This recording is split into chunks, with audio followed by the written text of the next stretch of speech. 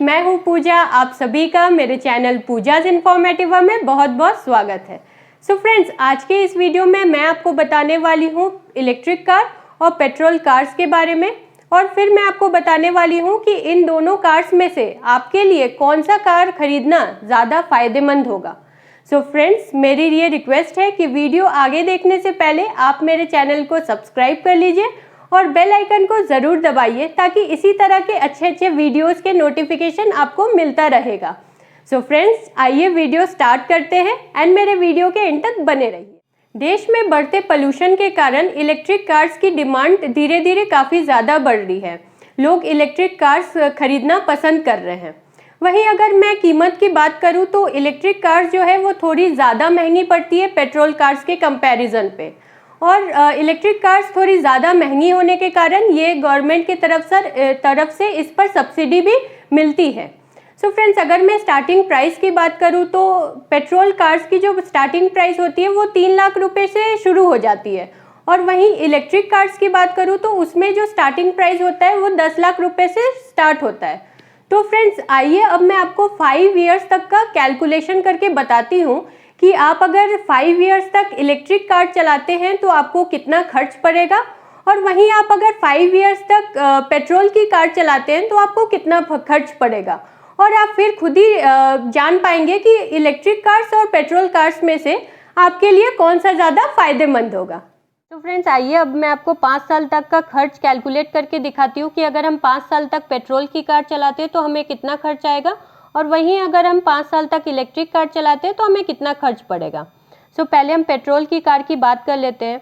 सो इसमें अगर अभी हम देखें, अगर पेट्रोल की जो कीमत है वो 82 रुपीज़ प्रति लीटर है।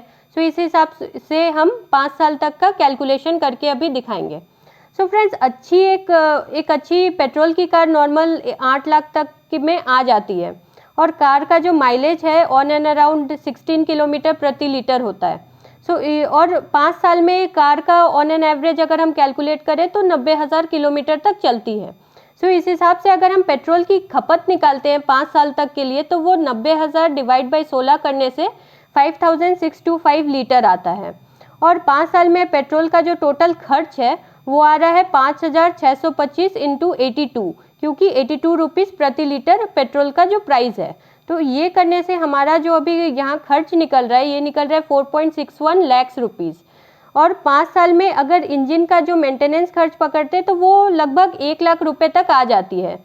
तो अभी अगर हम टोटल खर्च को जोड़ते हैं तो वो आ जा रहा है 8 + 4.61 + 1, जो कि कुल मिलाकर टोटल हो रहा है 13.61 लाख रुपीज़ अगर हम पेट्रोल की कार चलाते हैं 5 साल तक के लिए। तो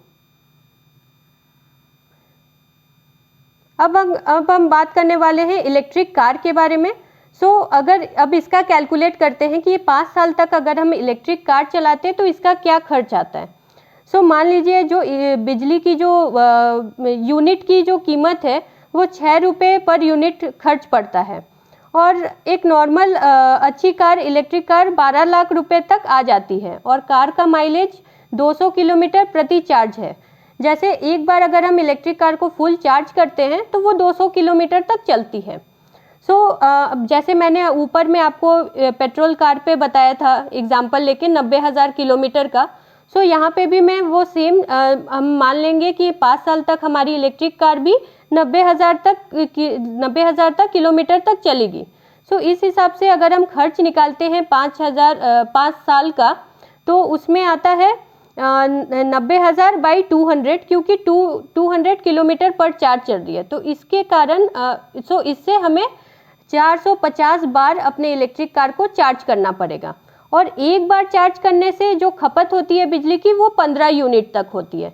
तो 5 साल में अगर हम टोटल बिजली का खपत निकालते हैं तो वो आ रहा है 450 इंटू 15, जो आ रहा है 6,750 यूनिट टोटल बिजली का खपत आ रहा है।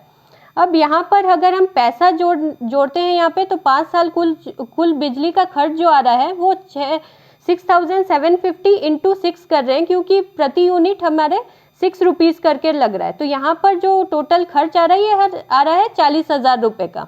और 5 साल में बैटरी बदलने के लिए लगभग फ्रेंड्स 2 लाख रुपए तक खर्च आ जाती है। सो अगर हम यहाँ पर अगर 5 साल तक का जो खर्च जोड़ रहे हैं इलेक्ट्रिक कार चलाने का, तो वो आ जाएगा 12 प्लस 40,000 यहाँ का, और प्लस 2 लाख बैटरी बदलने का। तो ये जो टोटल कॉस्ट आ रहा है ये 14,40,000 का आ जाएगा हमें। सो फ्रेंड्स, अब अगर हम या डिस्काउंट की बात करते हैं इलेक्ट्रिक कार पर, जैसे मैंने आपको पहले भी बताया कि इलेक्ट्रिक कार जो है वो पेट्रोल कार से थोड़ी महंगी है। सो इसके कारण गवर्नमेंट की तरफ से हमें इस पर डिस्काउंट भी मिलता है। सो फ्रेंड्स, अगर आप अपना इलेक्ट्रिक कार लोन लेकर खरीदते हैं तो 50,000 रुपये तक अगर आपने ब्याज दिया है तो इनकम टैक्स में भी आपको 50,000 तक आपको छूट मिल जाएगी।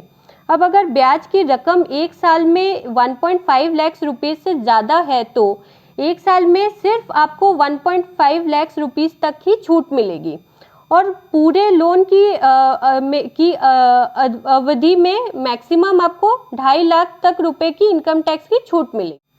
सो फ्रेंड्स, इलेक्ट्रिक कार की खरीदाई को बढ़ावा देने के लिए गवर्नमेंट इस पर सब्सिडी भी दे रही है।